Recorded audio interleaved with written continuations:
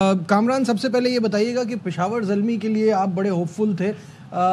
उनसे क्रेडिट नहीं ले रहा, उन्होंने अच्छी बॉलिंग कराई, लेकिन लाहौर कलंदर कुछ मुझे ऐसा लगा कि कल के मैच में जल्दी में थे, आ रहे थे और चला रहे थे। ये स्कोर इस पिच के लिहाज से भी काफ़ी कम था, क्या कहेंगे? बहुत कम था। देखिए, पिच पे तो हम ब्लेम नहीं दे सकते। मेरे ख्याल से उनकी अपनी शॉट सिलेक्शन वेरी पुअर। आप जब आपकी फॉर्म लगी हो, फिर आपके पास प्लेयर्स ऐसे हों और इस टीम के पास एबिलिटी भी है, बड़े रन्स करके आए हैं, तो आप 128 पे 129 पे आउट होना एक्सेप्टेबल नहीं है अपने होम कंडीशन में, अपने लोगों के सामने। लाहौर के क्राउड आप देखें जैसे आया हुआ था, उनको एंटरटेन करता है, जैसे स्टेडियम में आए हुए थे वैसी क्रिकेट नज़र नहीं आई। और पेशावर ज़ल्मी डेफिनेटली बड़ा ज़बरदस्त उन्होंने कम बैक किया, बॉलिंग ने बड़ा ज़बरदस्त परफॉर्म किया। जब आप ऊपर से आउट कर दें ना, फिर बड़ा मुश्किल होता है कि आप 180 190 करें। पिच तो इतने रन्स करने वाली थी, लेकिन मेरे ख्याल से डैरन मिचेल, फ़खर जमान, अब्दुल्ला शफीक आप देख लें, उसके बाद आसिफ अली को ओपन भिजवाना मेरी समझ से बाहर है। कौन है इनकी टीम में भी साइंसदान कोई आ गया, जैसे पीसीबी में है ना, मुझे लग रहा है इनकी टीम में भी कोई साइंसदान ऐसा है जो इनकी टीम की रेपुटेशन नीचे करेगा ऐसे डिसीजन लेने में। बिल्कुल सही बात है। फासिल भाई, जब हम मैच देख रहे थे मेरे जहन में भी यही सवाल था कि वो आइंस्टाइन कौन है जिसने आसिफ अली को ऊपर भेजा। नईम को नहीं खिलाना था तो भी आपके पास अब्दुल्ला शफीक और फ़खर जमान, एक पैर ऐसा ओपनिंग का बनता है। आप आसिफ अली को भेज के ये क्या करने की कोशिश कर रहे थे? इसमें दो वजह हो सकती है ना जी। एक तो मिचेल ने नंबर 3 खेलने से मना किया और अब्दुल्ला शफीक ने बोला मैं नंबर 3 ही खेलूंगा। बजाय तो ये चीज नजर आ रही है, बजाय तो ये चीज नजर आ रही है कि जो ओपनर है वो ओपनिंग नहीं कर रहा, और जो छठे सातवें नंबर का बैट्समैन है उसको आप ओपनिंग करा रहे हैं। इस पे मेरा एक सवाल है कि क्या अब आसिफ अली को पाकिस्तान टीम के लिए जब कंसीडर किया जाए तो एज ओपनर कंसीडर किया जाए, या इन्होंने पीएसएल को इजीली लिया हुआ है? मौजूद है ऑलरेडी, बेपनाह मौजूद है, या इन्होंने सीरियस नहीं लिया पीएसएल? हमारे मुल्क में ऐसा होता है कि जो प्लेयर यहाँ पे नंबर 3-4 खेल रहा होता है वो पाकिस्तान टीम में 7 नंबर पे खेल रहा होता है, तो क्या 3-4 नंबर पे परफॉर्मेंस करने वाले को पाकिस्तान टीम में भी 3-4 पे खिलाए ना? तो ये तो पीएसएल की परफॉर्मेंस पे अगर आप पाकिस्तान की टीम बनाएंगे तो फजूल है।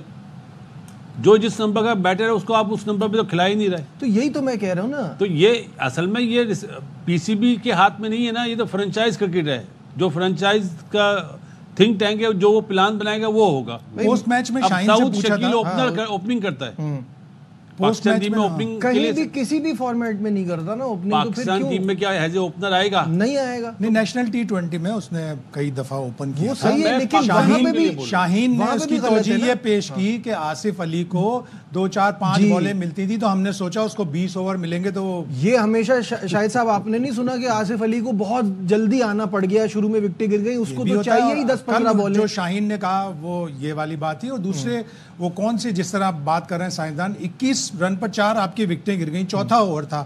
कौन साइंसदान इस मौके पर शाहीन शाह अफरीदी को भेजेगा कि जाओ हिट आउट करो? आपको उस वक्त कंसोलिडेट करनी है अपनी इनिंग्स कंसोलिडेट करनी है। उस वक्त सिकंदर रजा छठे ओवर में सिकंदर रजा आया और वो आखिरी ओवर में जाके आउट हुआ है। इसे कहते हैं बैटिंग, इसे कहते हैं अपनी टीम के लिए वो करना। अगर सिकंदर की इनिंग्स ना होती, एक उसने 8वीं विकेट पे 36, 9वीं विकेट पे 25 की पार्टनरशिप की, अदरवाइज 100 रन भी नहीं। कल बर्थडे भी थी सिकंदर रजा की, तो बड़ा स्पेशल डे उनके लिए साबित हुआ। मुल्तान के अगेंस्ट कौन आया था पहले बैटिंग करने लाहौर की तरफ से? रिशाद। शाहीन बाद में आया, सिकंदर बाद में आया, तो व्हाई नॉट रिशाद पहले आए?